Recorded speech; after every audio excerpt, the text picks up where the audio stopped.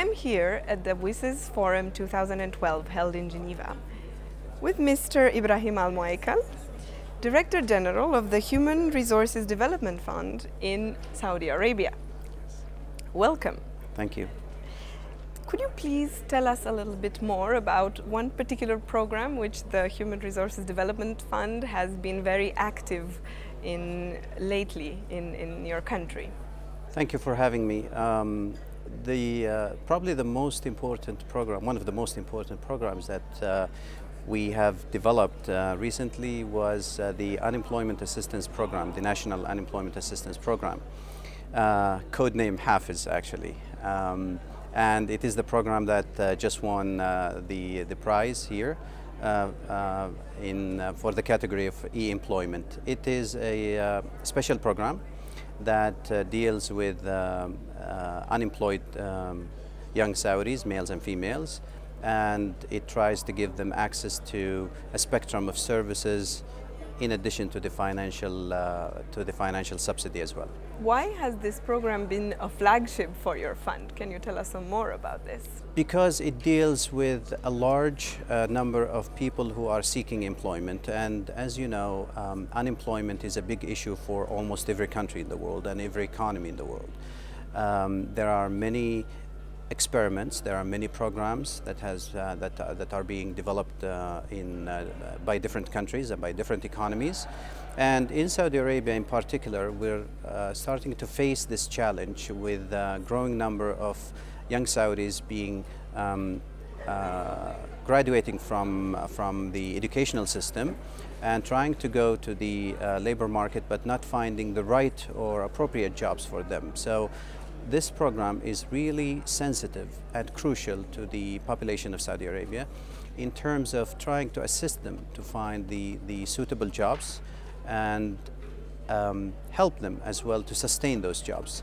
Could you give us a practical example of how a typical young Saudi would use this kind of method to make sure he gets the right job? Sure. So let's assume that there is a young Saudi, male or female, who either graduated from any educational level or dropped out of any school system or university system and wishes to join the private sector, the labor market. Now at that stage, all they have to do is just to apply for Hafiz using one of two very simple methods. One, either send just a short SMS with their national ID number and that's it. Or second, visit Hafiz website and log in and again just enter their national ID number. That's the first step. After that, the program, and because of the way it is structured and it is connected to a variety of government agencies, we take that national ID number, we pull data from all these different resources, and then we ask that person to come back again to do two things. One, verify some data elements, and two, complete what we call their electronic CV. Based on that, and that electronic CV, by the way, includes their preferences, which sector that they want to work in and which jobs that they are looking for. And based on all these data elements, we filter them and we segment them, and after verification of the data, we enroll them into the program. Now, some of them will be qualified for the monthly financial allowance, which is the financial subsidy, and all of them will be qualified for the remaining services, which is the training and the employment itself. Then they are put into a series of different programs, including e-training and e-employment and physical training and physical employment through job centers and different channels of employment. And that's how they would use it. So what we have managed to do proudly is to make that program holistically from A to Z electronically first, so it is completely paperless. And we managed to accommodate all those millions of requests, filter them, segment those people, And now we are in constant contact with all of our what we call clients, because now the government is dealing with those unemployed people as clients when we're trying to provide them with the best service there is. So we are in constant contact with them, and we can ask them more questions, narrow down their preferences, tell them what kind of job opportunities are available for them, track them, and so on and so forth. We are here at the forum, the WSIS Forum 2012, which also has the ambition of looking forward past 2015. So as a concluding question, I would like to ask you, what is Saudi Arabia strategy for the future, for after the 2015 landmark for Millennium Goals?